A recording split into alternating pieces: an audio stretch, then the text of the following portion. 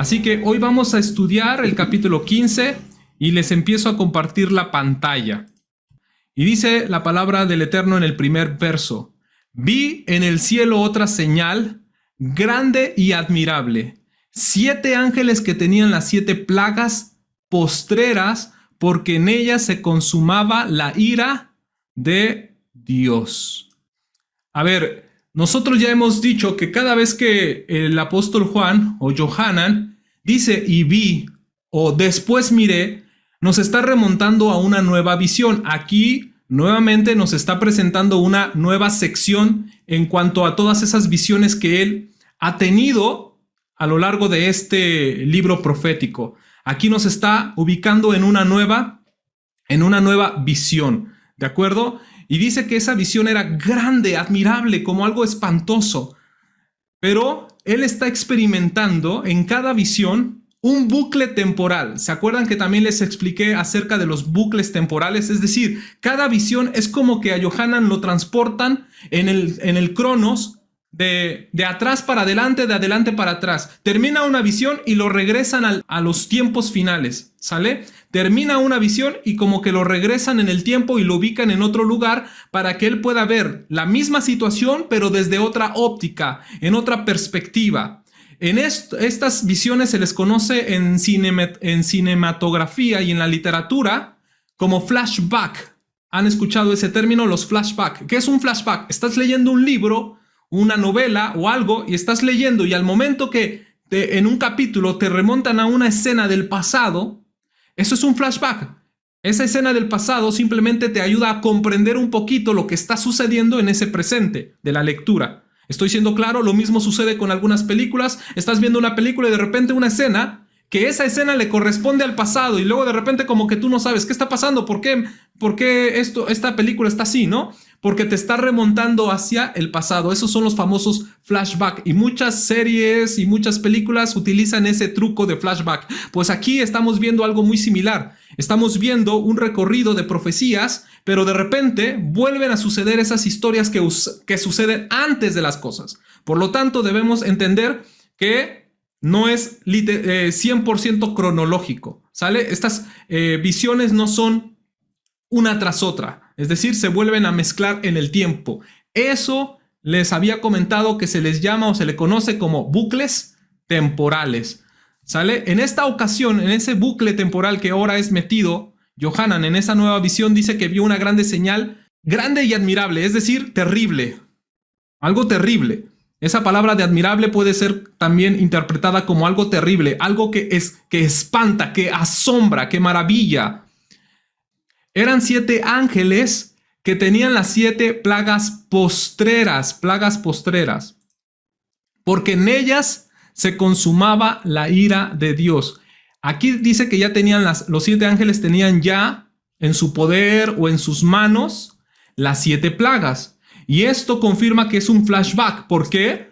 Porque aquí en el versículo 7 dice: uno de los 4 seres vivientes dio a los 7 ángeles 7 copas de oro llenas de la ira de Dios que vive por los siglos de los siglos. Entonces sabemos que las 7 copas que se van llenando, de alguna manera, que representan la ira de Dios, esas copas que se van llenando al derramarse provocan las plagas, ¿cierto? Entonces la pregunta es, por fin, en el versículo 1 dice que ya tenían las plagas en su poder, pero aquí vemos que hasta el versículo 7, uno de los 4 seres vivientes le otorgan a los ángeles las 7 copas. Entonces simplemente son momentos, ¿sale? Momentos del tiempo. Aquí es prácticamente como un adelanto, ¿sale? Este primer versículo nos muestra que el Eterno también tiene ira. Aquí nos habla de la ira de Dios. El Eterno también hay ira en él. Pero esa ira que de él se desprende no es una ira que surge de un corazón arrebatado, un corazón iracundo, un corazón perverso, un corazón malévolo. No es así. Cuando la Biblia nos habla de su ira, simplemente nos hace referencia de su justicia. ¿De acuerdo? La ira que él tiene se desprende no de un corazón de cólera, sino de un corazón justo. Porque él tiene un atributo que se llama justicia, por lo tanto, es necesario que él aplique con justicia sus juicios. ¿De acuerdo? Si el Eterno fuera sobornable, pero no lo es, entonces no habría justicia. Y si no habría justicia, por lo tanto, los pecadores no tendrían su justo pago. ¿Cierto? Ahora, esa palabra ira en hebreo es afaim. Esa palabra es afaim en hebreo. Y viene de la raíz af, que significa nariz. ¿Cómo se dice nariz en hebreo? Af. ¿Sale? Y tiene que ver con la nariz, tiene que ver con el respirar. Cuando alguien está enojado, ¿qué hace? Le dicen, hey, respira, tranquilízate, take it easy, ¿no? Tómalo con calma, empieza a respirar. Y entonces uno trata de controlar el enojo respirando. O también, cuando alguien está enojado, respira con mayor profundidad, ¿cierto? ¿Por qué? Porque está tratando de controlar justamente el enojo. Pues por eso es que la palabra ira se desprende de esa raíz de af, de nariz. Ahora, quiere decir que el Eterno, cuando se desprende su ira de él ya respiró. ¿Qué dice el libro de Números? En Números, capítulo 14, verso 18. Adonai es tardo para la ira y grande en misericordia, que perdona la iniquidad y la rebelión. Quiere decir que el tiempo que él perdona es debido a su misericordia. El tiempo cuando él perdona es porque existe en él misericordia. Pero cuando se acaba el tiempo de misericordia, entonces se da lugar para su ira. Sin embargo, aquí dice tardo. ¿Qué quiere decir? Lento. También eso es lo que dice el Salmo 103, verso 8. Adonai es clemente, lento para la ira y grande en misericordia. Sin embargo, no dice nulo en su ira. No dice nulo, dice tardo, dice lento. ¿Por qué lento? Porque respira. Porque hay muchas cosas que podrían hacer enojar a Kadosh Baruj Hu en esta tierra. De hecho, hay muchas cosas. El pecado está a todo lo que da en esta tierra. Hay mucha maldad, hay mucha perversión. Hay muchas personas viviendo en la anarquía, en rebelión en contra de Adonai. Todas esas cosas bien podrían hacer llenar de ira al Eterno, pero ¿qué es lo que hace? Respira, da tiempo para que la gente proceda al arrepentimiento. Es grande en misericordia, está dando un espacio para que la gente se arrepienta de sus maldades. Por eso es que vemos las trompetas que se van tocando, y cada trompetazo hemos dicho que es un llamado al arrepentimiento. El Eterno quiere que el pecador se arrepienta. Dice la Escritura que Él no quiere la muerte del pecador, sino que antes proceda al arrepentimiento. Eso es lo que Él anhela. Pero, ¿qué es lo que quiere la gente? La gente quiere vivir aferrado a sus pecados. Yo espero que estas enseñanzas nos enseñen a que no tenemos que aferrarnos a las cosas que nos hacen daño, al pecado que nos está provocando estragos en nuestra vida, espiritualmente hablando, materialmente hablando, físicamente hablando, familiarmente hablando, moralmente hablando. Es decir, el pecado lo único que hace son estragos, daños. ¿Cierto o no? ¿Cuántas veces vivimos en pecado? ¿Cuánto tiempo vivimos en pecado? Recuerda, bueno, no sería muy bueno recordar los pecados, pero si tú llegas a recordar por un momento dado el tiempo en el que estuviste pecando, ¿cuánto daño no te hizo ese pecado?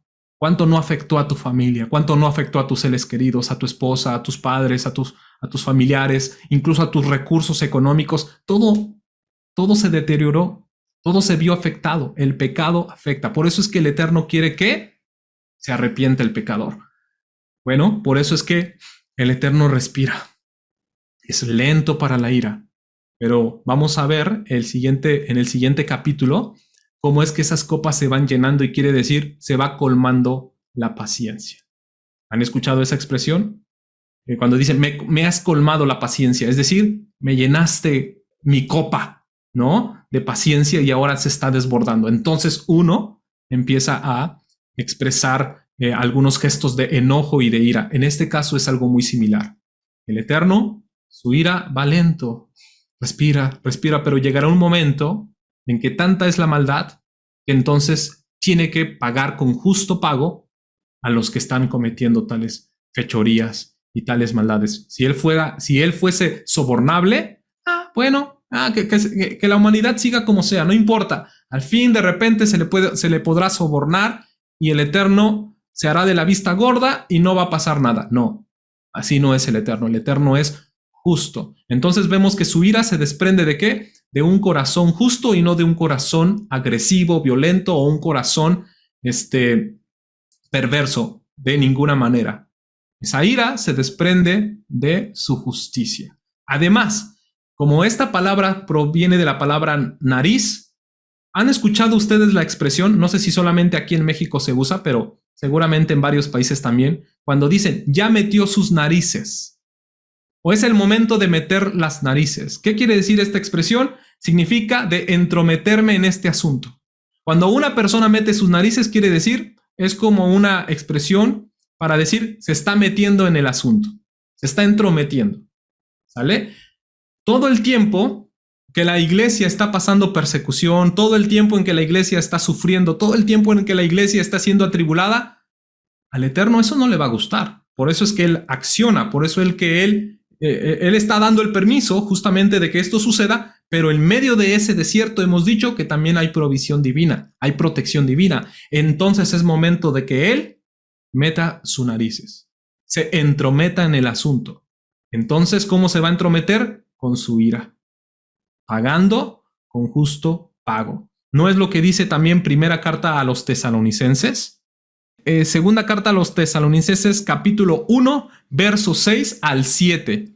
Fíjense lo que dice, porque es justo, no es injusto, es justo delante de Elohim pagar con tribulación a los que os atribulan. Este texto lo he mencionado repetidas ocasiones también en nuestro estudio de Apocalipsis. Y lo vamos a estar repitiendo todas las veces que sea necesario. ¿Por qué? Porque es justo también repetirlo. Porque es justo delante de Adonai pagar, dar el justo pago con tribulación a los que os atribulan. A los que nos estuvieron atribulando, entonces ahora les toca a ellos ser atribulados. ¿Sí? Verso 7. Y a ustedes que sois atribulados, es decir, en medio de la tribulación, daros el reposo con nosotros cuando se manifieste el Señor Yeshua desde el cielo con los ángeles de su poder. ¿Cuándo es que a nosotros se nos va a dar ese reposo? Cuando se manifieste Yeshua en las nubes. Cuando Él regrese en su advenimiento, en su venida gloriosa. Ahí, en ese momento, es necesario que nosotros tengamos nuestro justo pago. Y nuestro pago es el reposo, por haber perseverado en medio de ¿qué? En medio de las pruebas y en medio de las tribulaciones. Pero aquellos que nos estuvieron atribulando, es decir, los que estuvieron causando la gran tribulación, ¿qué va a pasar? Pues a ellos se los ahora les toca ser atribulados. Es justo para con Dios pagar con tribulación a los que nos estuvieron atribulando. Tiene mucho sentido, ¿se dan cuenta? La ira de Dios tiene mucho sentido cuando estudiamos la justicia divina. Vamos a seguir leyendo ahora el versículo 2. Vi también como un mar de vidrio mezclado con fuego, y a los que habían alcanzado la victoria sobre la bestia y su imagen y su marca y el número de su nombre en pie sobre el mar de vidrio con las arpas de Dios. Aquí, tal pareciera que Yohanan se espanta ante la primera señal que ve. Cuando dice, y vi una señal grande y admirable, terrible, maravillosa, ¿no? 7 ángeles con plagas. Entonces él como que empieza a ver todas esas situaciones que vienen como adversidad para la tierra. Él se empieza a notar cómo es que las plagas se empiezan a preparar y entonces él se espanta. Entonces queda así como que con los ojos pelones, ¿no? Los ojos más abiertos, sorprendido. Y entonces como que lo ven que se espantó y le dicen, hey, como que ya se nos espantó Juan. Hay que adelantarle un poquito la película, ¿no? Porque ya se espantó, hay que adelantarle el cassette. Entonces aquí ya no se utiliza un flashback, sino como un adelanto. No sé cómo se diga eso en inglés. ¿Sale? Como un adelanto. Les vamos a proyectar el final de la película. ¿Sale? Entonces, eso es lo que va a suceder. Alguien le adelanta el cassette para que vea el final de la película y no se espante. Como que alguien está diciendo, Yohanan, no te espantes. Yo sé que lo que acabas de ver, que son 7 ángeles con plagas destinadas para la humanidad, Y eso es algo espantoso y es algo terrible, pero mira, te voy a contar cómo termina la película. No juzgues antes de tiempo. Y para que esto sea para ti como un bálsamo, como un consuelo, como una esperanza, algo que te venga a fortalecer, entonces vamos a ver el final. Y le muestran a toda una multitud, a muchas personas que ya vencieron sobre la bestia. Dice que vio a todos los que alcanzaron la victoria sobre la bestia. Y me llama la atención que la divide en tres partes. La victoria la divide en tres partes. Observa. Dice los que habían alcanzado la victoria sobre la bestia. Ya dijimos que la bestia es todo el sistema anti-Torah. Todas las plataformas que se ocupen para hablar en contra de las leyes divinas. Todos los gobiernos y todas las leyes que se levanten para ir en contra de la palabra del Eterno es el sistema que se puede considerar la bestia. ¿Sale? Y lo divide en su imagen. Vencieron sobre su imagen. ¿Qué quiere decir esto?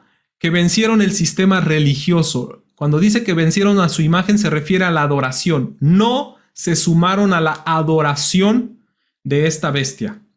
Y su marca. Este es el sistema financiero. Dijimos que el dragón ataca por el sistema religioso, pero también por el sistema financiero. Y su marca. Y luego dice, y el número de su nombre. Y ya hemos estudiado la semana pasada que el número de su nombre es el 666 y que en hebreo esa cifra se puede leer o se arma la palabra tusar, que es apartarse, volverse un apóstata. ¿Cierto? Entonces, significa que los que vencen a este sistema es porque nunca se apartaron de la emuná en Yeshua HaMashiach. Nunca se apartaron de la Torah.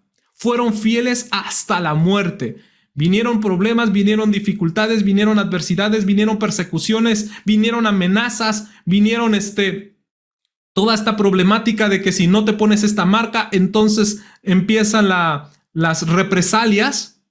Pero como no te apartaste, te mantuviste firme en tu fe, quiere decir que venciste el número de su nombre, 666. No te apartaste de la emuná, no te convertiste en apóstata. Es la prueba final, el que, aunque vengan las pruebas, no nos apartemos de la fe. Entonces, su imagen, adoración, su marca, sistema financiero y el número de su nombre significa que mantuvimos nuestra fe intacta. Amén.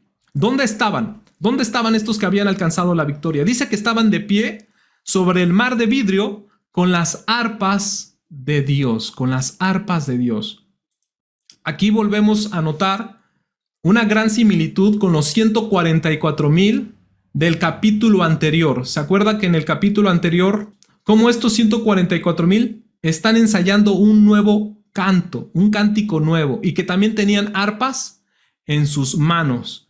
Dice el versículo 2, y oí una voz del cielo como un estruendo de muchas aguas y como un sonido de gran trueno, y la voz que oí era como de arpistas que tocaban sus arpas. ¿Se dan cuenta? Aquí está un grupo que está tocando sus arpas y cantaban un cántico nuevo delante del trono y delante de los 4 seres vivientes y delante de los ancianos, y nadie podía aprender el cántico sino solamente ¿quiénes? Los 144,000 que fueron redimidos de entre la tierra. ¿Se acuerdan que estos 144,000, cuando los estudiamos, dijimos que este número es el número que representa a la gran multitud de Apocalipsis capítulo 7? ¿Se acuerdan? Entonces, todo asunto se trataba primeramente con los cabezas de familia, los jefes de familia, o cabezas, más propiamente cabezas, ¿ok? Los cabezas de familia. Eso sucedía en todos los censos de Israel. Se levantaban cabezas para tratar asuntos gubernamentales o asuntos que se les tenía que notificar al pueblo. En este capítulo 14 estamos notando algo muy similar, porque estos 144,000 que se estaban aprendiendo ese cántico que nadie podía aprender, que solamente ellos se los estaban enseñando, es como que desde el cielo los llaman y les dicen, apréndanse este canto. Ustedes, cabezas de familia, apréndanse este canto. Y ahora vemos a toda la multitud que vence sobre la bestia ahora ya en este capítulo, cantando con arpas en sus manos el cántico del Cordero y el cántico de Moisés. Están cantando el cántico de Moisés y el cántico del Cordero. ¿Por qué ya lo están cantando? Porque pareciera que los 144,000 ya lo comunicaron a todo el pueblo de Israel, a todos los redimidos. Ese canto que allá se aprendieron, aquí ya lo compartieron, ya lo ensayaron, ya lo enseñaron y ahora simplemente lo están presentando delante de la presencia del Eterno. ¿Se dan cuenta? Pareciera que eso es lo que está sucediendo. Como que tiene mucho sentido esa explicación, ¿cierto? Porque aquí están justamente con las arpas de Dios, con instrumentos. ¿Sale? Por eso es que ese ministerio de la alabanza, hermanos, es algo precioso. Es algo preciosísimo porque es un ministerio que no termina. Que aún en el reino de los Shamaim se seguirá ministrando al Eterno con alabanzas y con instrumentos de cuerda, con instrumentos de viento, con todos los instrumentos que el Eterno también puso a disposición para su adoración. Amén. Ahora, este cántico que ellos estaban presentando delante del Eterno, dice que estaban haciéndolo justamente en el mar de vidrio mezclado con fuego. Y ya hemos dicho que esta expresión es una referencia total y clara al lavacro, a la fuente de bronce.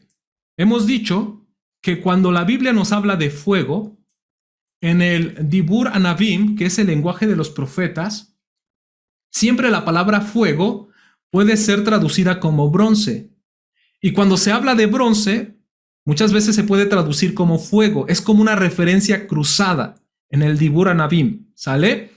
Así que cuando dice el mar de vidrio mezclado con fuego, está diciendo como un mar de bronce. Es el mar de bronce. Y cuando dice vidrio, no necesariamente tiene que ver con un cristal, sino con un espejo. Porque se acuerdan que dijimos, cuando estudiamos esa parashá, dijimos que la fuente de bronce literalmente servía como un espejo para los Kohanim. Antes de introducirse al lugar santo, tenían que pararse frente a la fuente de bronce y mirarse en ella, y entonces percatarse si había una mancha, alguna imperfección, ya sea en su apariencia o en su vestidura, y entonces ellos tenían que proceder a arreglarse, a quitarse esa mancha, a lavarse. Y de todas maneras tenían que lavarse las manos sí o sí, y los pies sí o sí, estuvieran casi limpias o medias limpias, no importara, tenía que lavarse las manos. Ya les dije que no había un pretexto como de decir, me las lavé hace rato, ¿no? ¿Para qué me las lavo si me las lavé hace un par de horas? No, vas a entrar a ministrar, lávate las manos y lávate los pies. Era un requisito, era una orden, era una mitzvah, era un mandamiento para el Cohen lavarse las manos y los pies antes de entrar. Y si había, en caso de que había una mancha en su vestidura, entonces tomar tal vez de esa misma agua y lavar esa vestidura. Es decir, tenía que entrar impecable al lugar santo.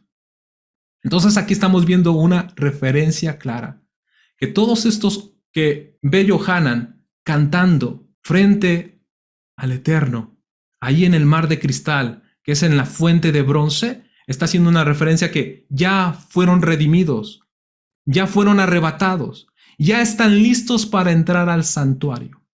Ya están listos para entrar al santuario.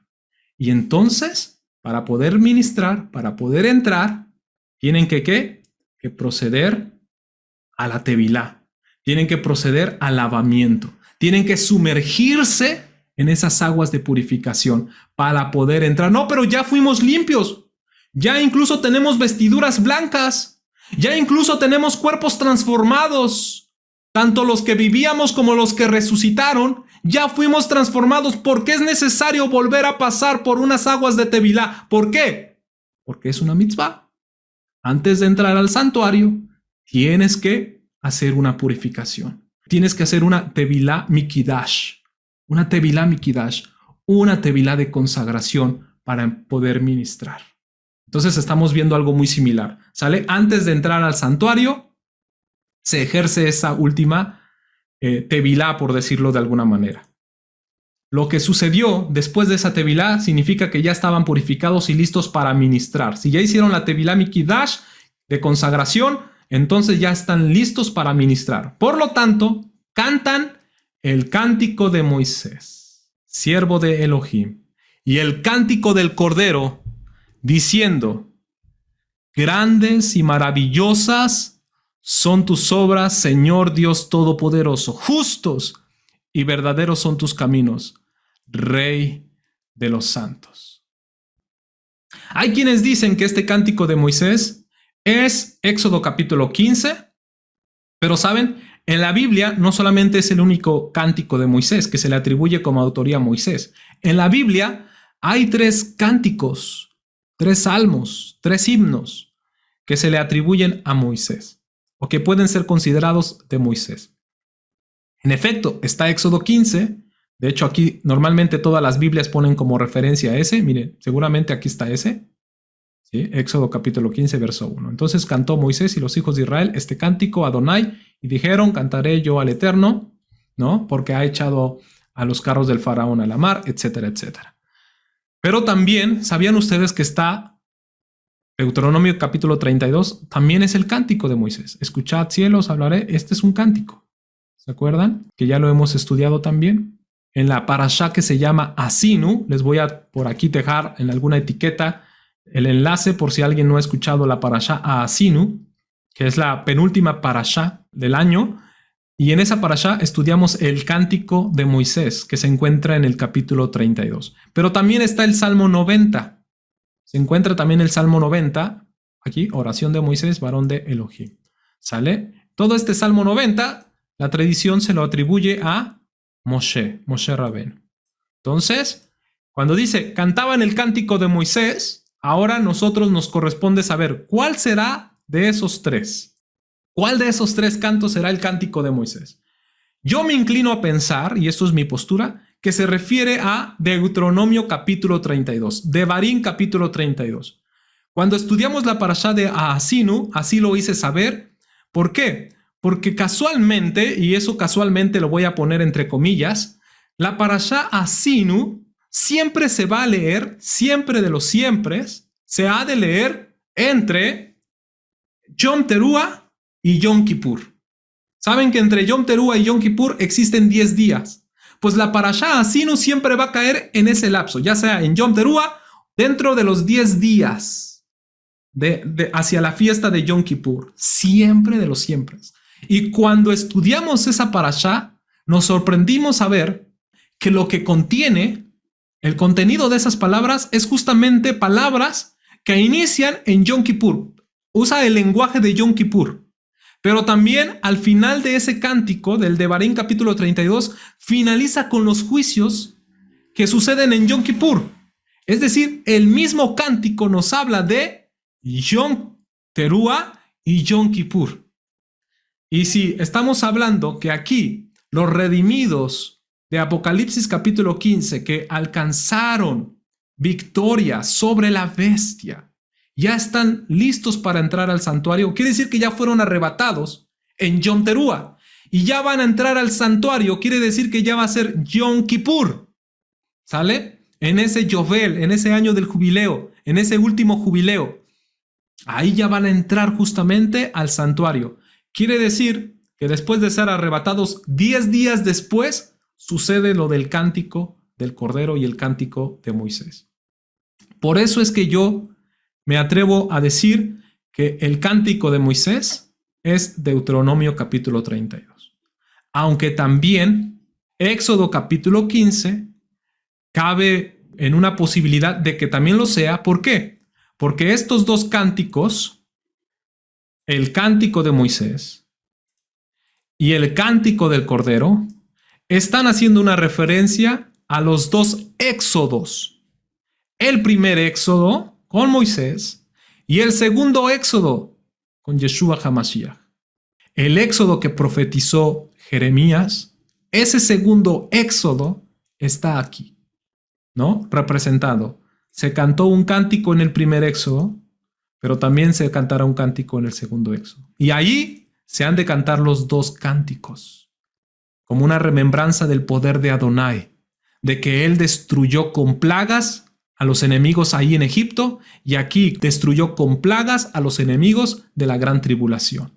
Por eso es que se está ahora cantando el cántico de Moisés y el cántico de Cordero. Por eso es que también cabe la posibilidad de que sea Éxodo capítulo 15. Y es muy poco probable que sea el Salmo 90. Porque más bien aquí, aunque el Salmo 90 nos habla justamente de la ira de Adonai, y que también está conectado justamente después de haber pasado la ira. Pero cuando ustedes lean el Salmo 90, léanlo, ¿no? Les dejo de tarea, voy a leer el Salmo 90 antes de acostarme. Y lo leen y tal vez ustedes digan, probablemente también este sea el cántico que vayamos a cantar. Así que lean los tres mejor. Lean los tres.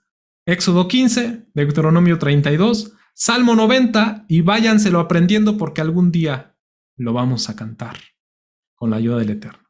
Amén. Bien, entonces, eso es el cántico de Moisés.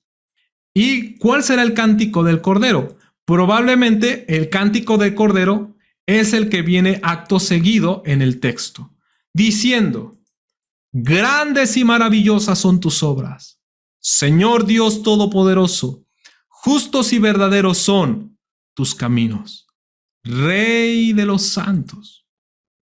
Él hace cosas grandiosas, maravillosas.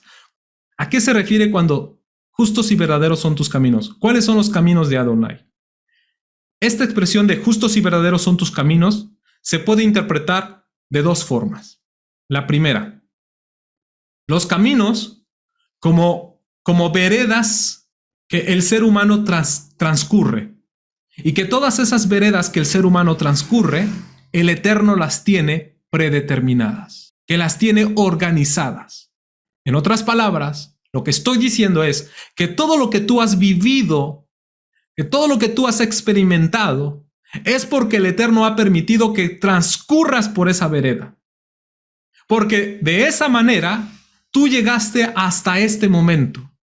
Si tú has llegado al conocimiento de su palabra, si tú has llegado ahora a creer en la palabra del Eterno y estás guardando su Torá y estás creyendo y estás guardando la fe y estás peleando la batalla como el apóstol Pablo, guardando la fe y peleando la batalla.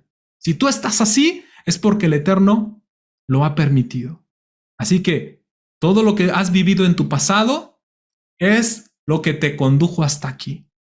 Es lo que te condujo hasta aquí. Entonces tú puedes decir, justos y verdaderos son tus caminos, son tus veredas. Todo lo que me ha pasado en la vida es porque tú me trazaste el camino para llegar hasta hoy. Y como dice el Salmo 139, el salmista David dice, cuando empieza a meditar sobre todo ello, desde el día de su nacimiento, y dice, todo este conocimiento es maravilloso, alto es, no lo puedo comprender. Y él empieza a hablar incluso desde el momento en que nació y que fue entretejido entre lo más profundo de la tierra. Obviamente también es un salmo profético hacia Yeshua. Pero el salmista David lo está diciendo él como una experiencia propia.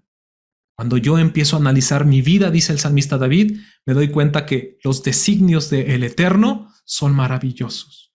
Justos y verdaderos son sus caminos. Pero también se puede interpretar de la siguiente manera. Sus caminos, ¿dónde encontramos los caminos de Adonai?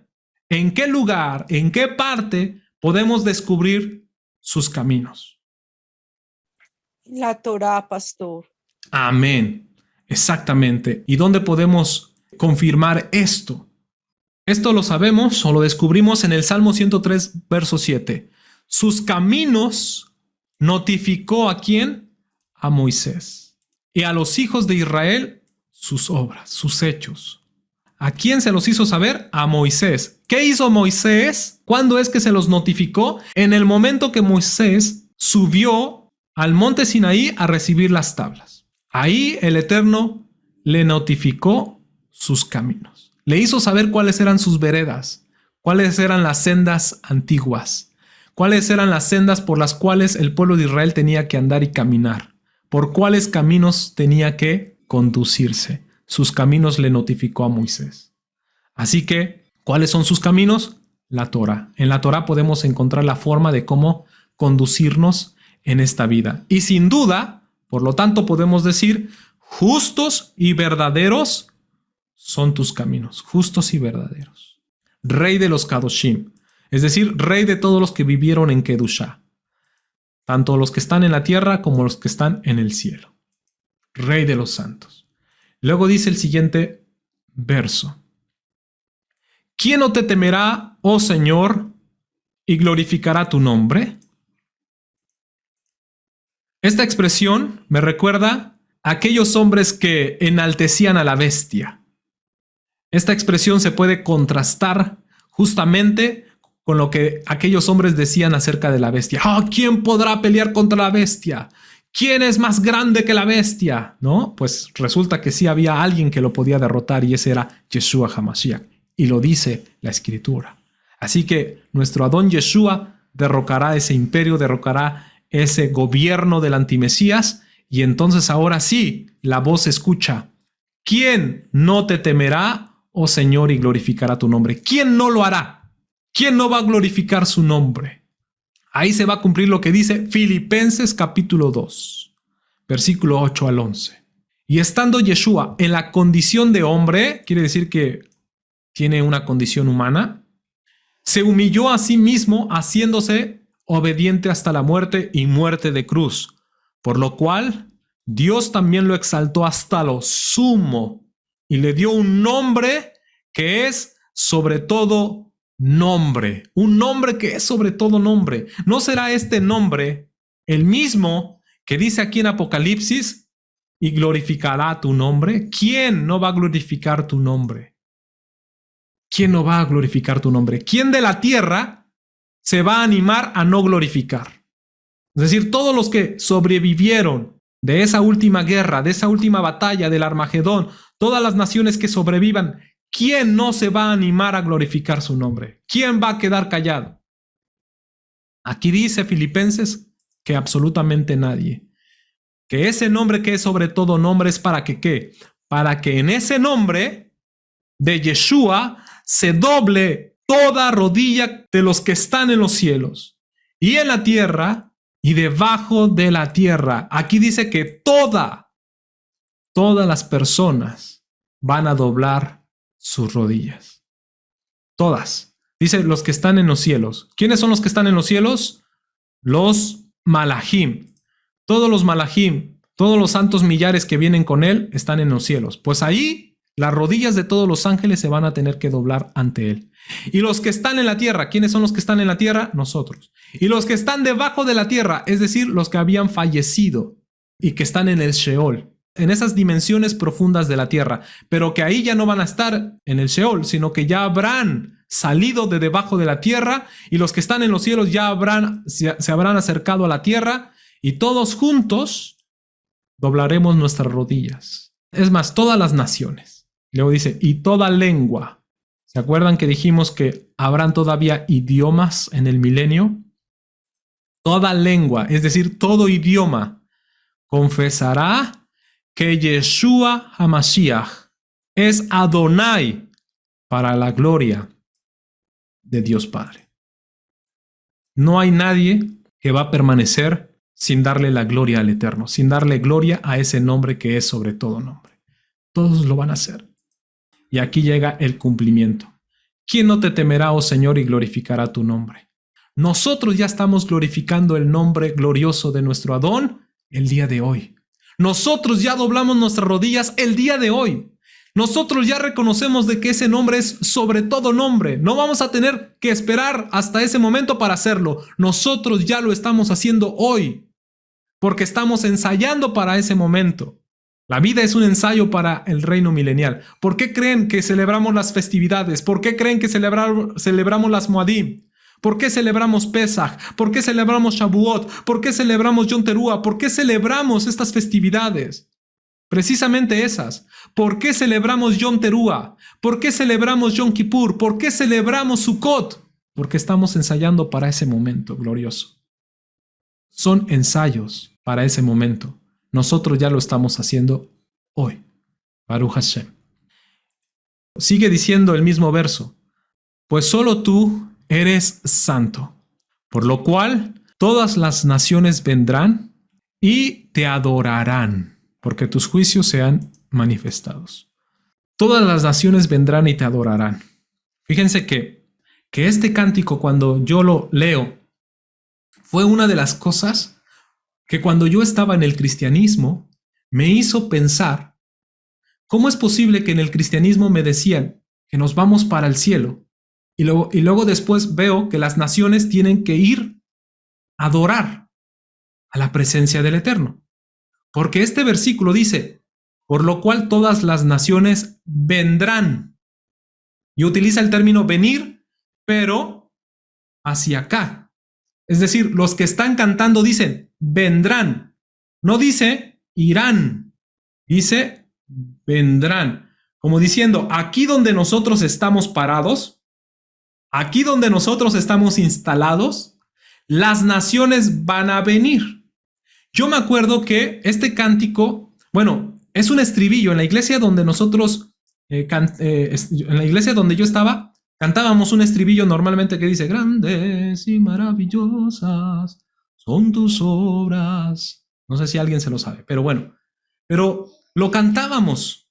Pero llegó un momento en que en el coro, el director de alabanza nos dijo, vamos a aprendernos este cántico, este canto. Y nos enseñó un canto que tiene la misma letra del cántico del Cordero, pero con otra melodía. Y me acuerdo que nos empezó a ensayar. Grandes y maravillosas son tus obras. Y ahí estábamos cantando. Y cuando llegó a esa parte, por lo cual todas las naciones vendrán y te adorarán. Y empezaron y vendrán. Y cuando decía vendrán, vendrán. Y yo me pregunté, ¿y a dónde vendrán? ¿Por qué dice que las naciones vendrán? A ver, yo me pongo en ese lugar. Se supone que yo voy a cantar este cántico, dije. O sea, este cántico que yo estoy ahorita entonando en español, allá lo voy a cantar. Quizás en hebreo, en una nueva lengua. Porque todos al unísono vamos a estar cantando este cántico. En un solo sentir, en un solo corazón, en una sola lengua. Y lo vamos a estar cantando. A ver, yo me pongo en ese momento. Me transporté a ese lugar. Y no supe dónde transportarme. A ver, si me transporto al cielo y digo, por lo cual todas las naciones vendrán. Ay, ¿cuáles naciones? ¿Vendrán aquí al cielo? Y entonces es donde yo le pregunté al director del coro, oiga, ¿a dónde vendrán? Perdón que me salga de la clase del canto, ¿no? De las voces y todo esto. ¿Para dónde vendrán? Y ahí así como que le sembré como que esa, pero era una duda que yo también tenía. No era un buscapiés, ¿eh? No era un a ver, ¿qué me contesta? No, era una duda que tenía. Y me acuerdo que no tuvieron la respuesta correcta. No supieron responder. ¿Por qué? Porque se nos dice que nos vamos al cielo y nos despedimos de la tierra. Bye, bye, ¿no? Entonces, cuando leemos este versículo en su contexto, y el contexto son las profecías, ¿qué dicen las profecías al respecto? Vean, esto es lo que dicen las profecías. Salmo 86:9, de hecho, esa porción está extraída de este salmo. Todas las naciones que hiciste vendrán y adorará delante de ti, Adonai, y glorificarán tu nombre. ¿Se dan cuenta que es básicamente la misma expresión? Todas las naciones vendrán y adorarán delante de ti, pero ¿a dónde? Sigue la pregunta como en el aire, ¿a dónde vendrán? ¿A dónde vendrán? No a dónde irán, a dónde vendrán. Es decir, nosotros estamos instalados allí. Pues dice Zacarías, capítulo 14, verso 16. Y todos los que sobrevivieren, va a haber sobrevivientes. ¿Por qué sobrevivientes? ¿A qué se le llama sobrevivientes? Cuando se utiliza el término sobreviviente es porque pasó una calamidad, porque pasó algo terrorífico, porque pasó una guerra, porque pasó una batalla, porque pasó algo terrible y entonces hubo sobrevivientes. Es decir, alguien que pasó el problema. Quiere decir que alguien que no murió en esa calamidad, sobrevivió. ¿Cierto? Entonces, a los que sobrevivieren de las naciones de la tierra, en el Armagedón, en la batalla, en los juicios, en las plagas, en los trompetazos, los que quedasen hasta el final y no se murieron y que no fueron transformados sus cuerpos en gloria, porque no se arrepintieron, pues simplemente sobrevivieron. ¿Qué va a pasar con ellos en el milenio? Pasan al milenio como sobrevivientes, pero esas naciones que vinieron contra Jerusalén, es decir, que pelearon en contra de Jerusalén, que armaron las Naciones Unidas. ¿Se acuerdan lo que leímos en el Salmo 2? Que todas las naciones se van a unir contra el ungido, contra el Mashiach, para pelear. Los que sobrevivan de esa batalla subirán. ¿A dónde subirán? Harán aliyá. En hebreo este término es aliyá, harán aliyá. Aliyá es un término netamente hebraico para decir que se tiene que subir a Jerusalén. Jerusalén es subir y Egipto es bajar, ¿cierto? Ustedes ya lo deben saber, es un concepto muy claro y es un concepto muy obvio. En hebreo siempre se dice subir a Jerusalén, ¿sale? Hacer aliyá a Jerusalén. Es decir, subir a una festividad. Cada vez que voy a Jerusalén, tengo que subir. Aunque vengas de un avión. Ah, pero vengo de un avión, entonces es bajar. No, aunque vengas en un vuelo, cuando vayas a Jerusalén, se dice, subiré a Jerusalén. Porque se está haciendo referencia a que Jerusalén está en lo alto. Espiritualmente está en lo alto. Es lo máximo. Tienes que subir ahí. Entonces, subirán de año en año para adorar. Ahí se dan cuenta, las naciones van a subir para adorar al Rey de los Reyes, al Rey de los Santos, a Yud-He-Bab-Hei de los ejércitos, y a celebrar la fiesta de los tabernáculos, la fiesta de Sukkot. Cada vez que nosotros celebramos Sukkot, estamos ensayando la fiesta de las naciones.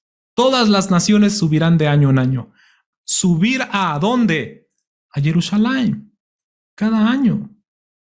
Entonces ahí están los sobrevivientes en la tierra. En la tierra. Entonces cuando se canta, vendrán. Ahora tú, por favor, si te sabes ese estribillo, mira, cántalo así. Por lo cual todas las naciones vendrán. A ver, transpórtate a ese momento. Yo quiero que ahora tú te transportes a ese momento cuando tú estés cantando este cántico. ¿Dónde vas a estar parado entonces? En Jerusalén. Porque ya hemos dicho que Jerusalén celestial, la santa ciudad, ha de descender del cielo y se va a instalar en el mismo lugar donde está la Jerusalén terrenal. Ahí se va a instalar. Dice, descenderá del cielo y se instalará. Y entonces, ahora sí, todas las naciones tienen que subir a ese lugar. Entonces, ¿dónde vamos a estar cantando? Cuando David compuso este canto, el Salmo 86, y cuando dice en el verso 9, todas las naciones que hiciste vendrán, ¿dónde estaba David? Cuando él estaba componiendo este cántico, ¿dónde es que estaba David? No es que estaba en Sión, él construyó los muros de Sión. ¿Y dónde está Sión? En Jerusalén. Así que cuando David compuso, inspirado por el Ruach HaKodesh, que las naciones vendrán, ¿dónde estaba él? En Sión, en Jerusalén. Pues ahí van a subir las naciones a adorar al Padre en la fiesta de Sukkot. Así que, si alguien no quiere celebrar Moadim, ahora, ¿sabe una cosa? Si es que sobrevive, solamente si es que sobrevive, porque puede morir en los juicios, puede morir en la apertura de los sellos, puede morir en el sonido de las trompetas o puede morir en las plagas, cuando las copas llenas de la ira de Dios se estén derramando sobre la tierra. Puede morir y si muere, ya, olvídate, ya no tendrá esa parte en el milenio. Va a resucitar, pero para condenación perpetua, esa persona. Pero si llega a sobrevivir esa persona, aunque estuvo en contra de la Torá, aunque estuvo en contra, pero ya sobrevivió, ya no le queda de otra más que cumplir la Torá sí o sí. Así que si alguien no quiere cumplir la Torá y no quiere guardar Sukkot y no quiere levantar su casita en la fiesta de Sukkot, miren, lo va a tener que hacer durante el milenio. Sí o sí. Porque si no lo hace, entonces dice Adonai, no descenderé lluvia sobre el lugar donde él vive. ¿Se dan cuenta? Es algo realmente maravilloso. De hecho, no sé si mi hermano Robert, ¿te acuerdas de ese cántico, mi hermano? ¿Te lo sabes? ¿Lo podrías cantar? Simplemente así como para rapidito que lo cantes. Sí, tenemos un poquito de tiempo. Dijeron mis hermanos que se iban hasta a tomar un café para aguantar la velada, ¿no? Sí, sí, que lo cante. A ver, ¿te acuerdas del cántico, Robert? Hola, ¿qué tal? Amén, amén, Uzi. Más o menos, Uzi, amén, amén. Pero claro que sí lo cantamos. Y como dice mi hermano Uziel, pues es un canto como para reflexionar en el libro de Devarim. Cuando leí esa parashá, pues me ponía a pensar, decía, yo de mi parte decía, esto es lo que nos está marcando, lo que va a suceder. Y nos habla sobre Apocalipsis, amén. Dice así. Grandes y maravillosas son tus obras, Señor Dios Todopoderoso. Justos y verdaderos son tus caminos, Rey de los santos, Rey de los santos, Rey de los santos. ¿Quién no te temerá, oh Señor, y glorificará tu nombre? Pues solo tú eres santo, por lo cual todas las naciones vendrán y te adorarán. Y te adorarán. Aleluya, amén. Aleluya, amén. Aleluya, amén. Aleluya, amén. Amén, amén, amén. Amén. Bravo. Hermanito Amén, Robert, amén. regáleme Baruch una Hashem. canción.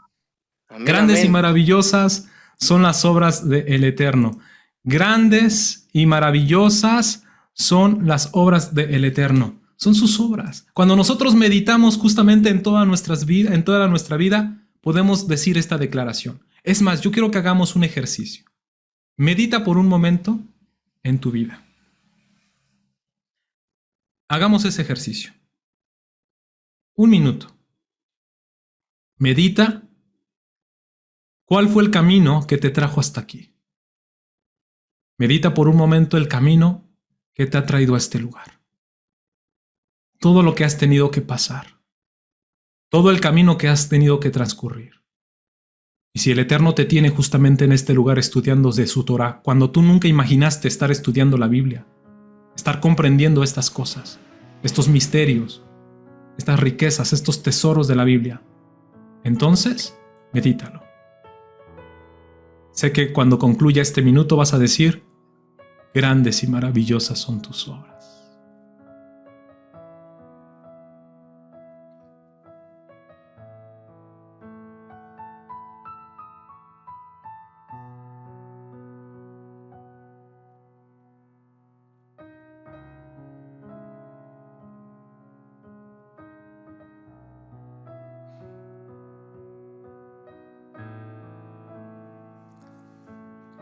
Gracias, Adonai. ¿Cuántos de ustedes meditaron en su vida, en su recorrido, en todo lo que han tenido que pasar?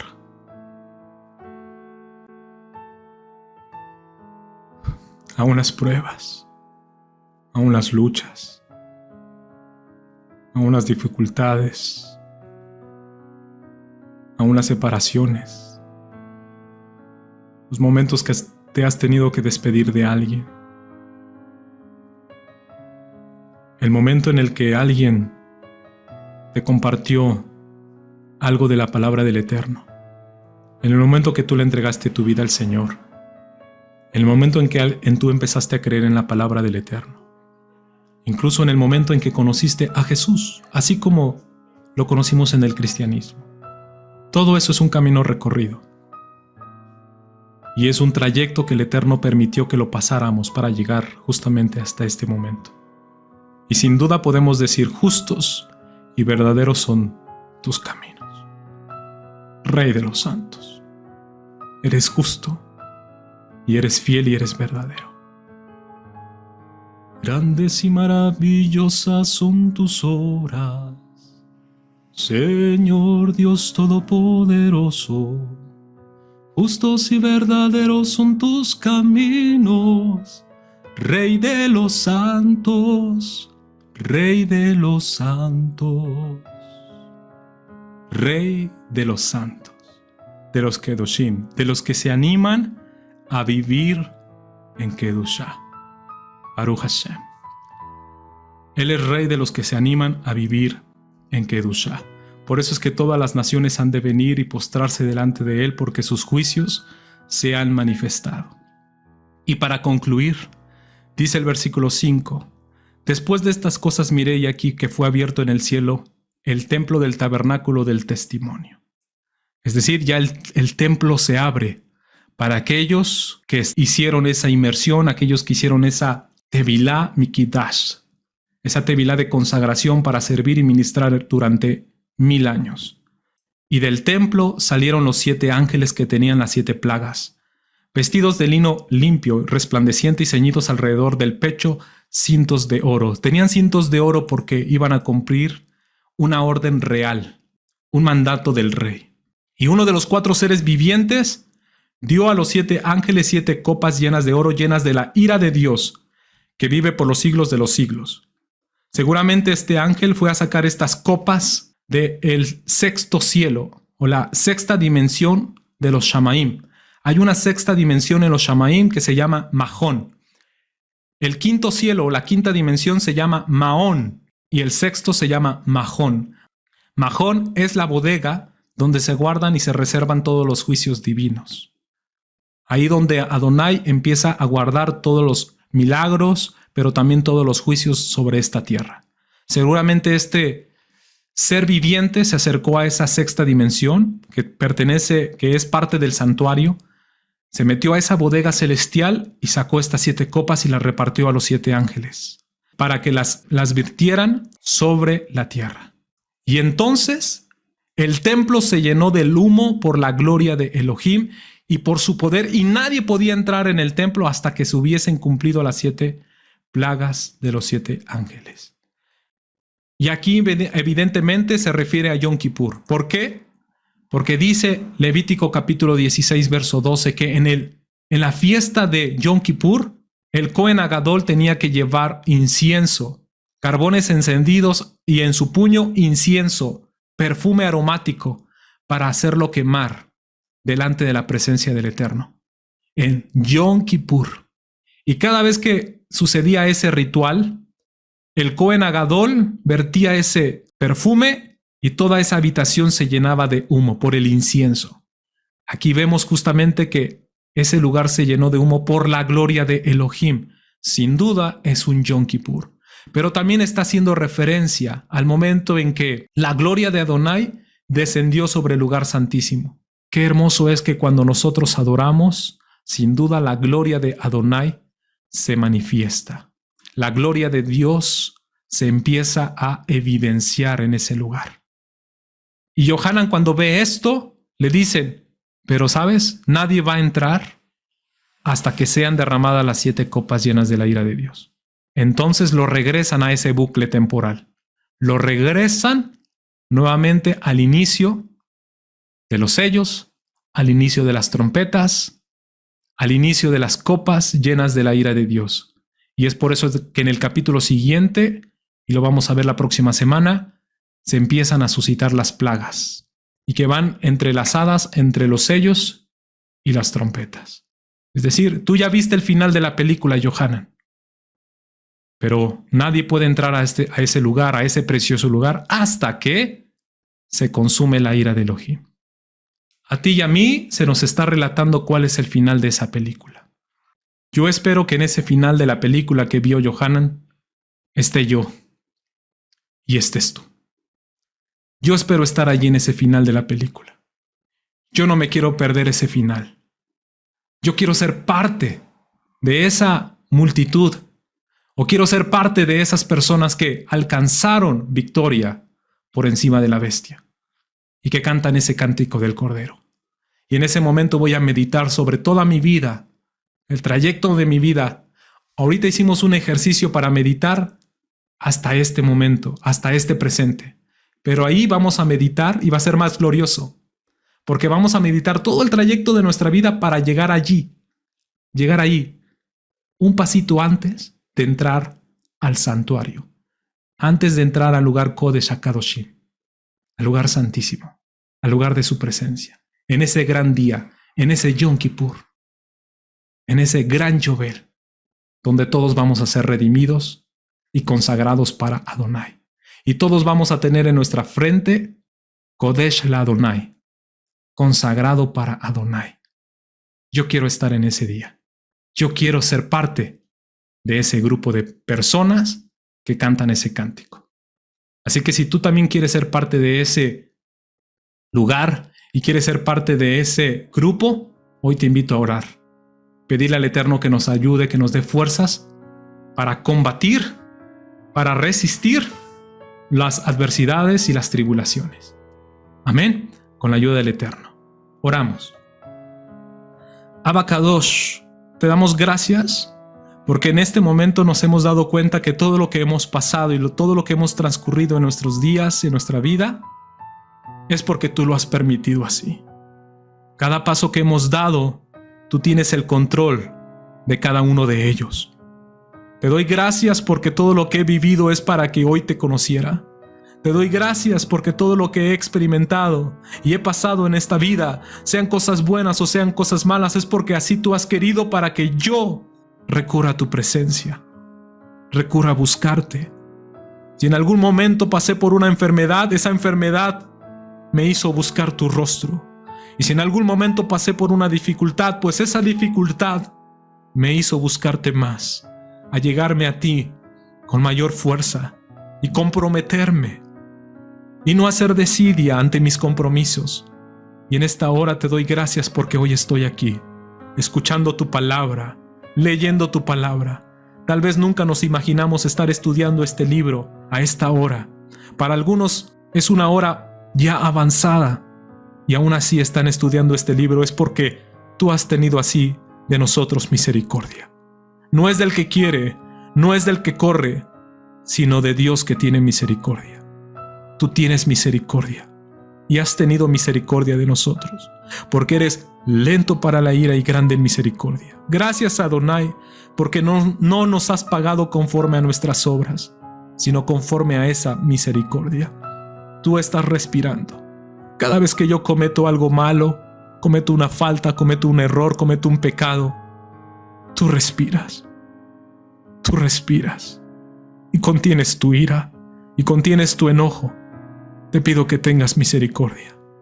Pero sé que algún día todo esto se acabará y entonces esa copa se derramará y entonces llegará el momento en que la humanidad habrá colmado tu paciencia. Yo no quiero sufrir esas consecuencias de la maldad. Yo quiero en esta hora volverme a ti, abrazarte, disfrutar de tu presencia, disfrutar cada momento que vivo a tu lado. Gracias, Adonai. Gracias por todo lo que tengo y por todo lo que he vivido, porque todo eso me ha llegado, me ha llevado hasta ti. Y como dijo la reina Esther, como dijo Hadasha, todo lo que viví es para este momento. Es para esta hora nací, para este momento he llegado. Todo lo que ella vivió fue justamente para llegar a ese momento. Que aunque un ejército se levante en contra de nosotros, no debemos temer, porque tú estarás como un escudo alrededor de nosotros. Así como Amán planeó derribar, destruir al pueblo de Israel, al pueblo judío, tú no se lo permitiste. Así esta bestia pensará en destruirnos, pensará en aniquilarnos, pero al final de cuentas, ¿quién no te temerá y glorificará tu nombre? Aún todas las naciones que se levanten en contra tuya van a tener que glorificar tu nombre, y toda lengua va a confesar que Yeshua HaMashiach es Adonai. Y nosotros no tenemos que esperar para ese día, porque ya lo hacemos desde ahora. Tu nombre es Yeshua, nombre sobre todo nombre, y a ese nombre damos la gloria y el honor y la exaltación. Baruch Hashem. Gracias, Adonai. Todo esto te lo pedimos en el nombre y por los méritos de nuestro Adón, Yeshua HaMashiach. Amén y amén. Gracias, mis hermanos. Gracias, hermanos. Gracias. Amén, amén. A todos ustedes. Shalom, shalom. Gracias, shalom, shalom. Que Dios Ah, que el Eterno amén, nos amén. bendiga. Bendiciones. Amén.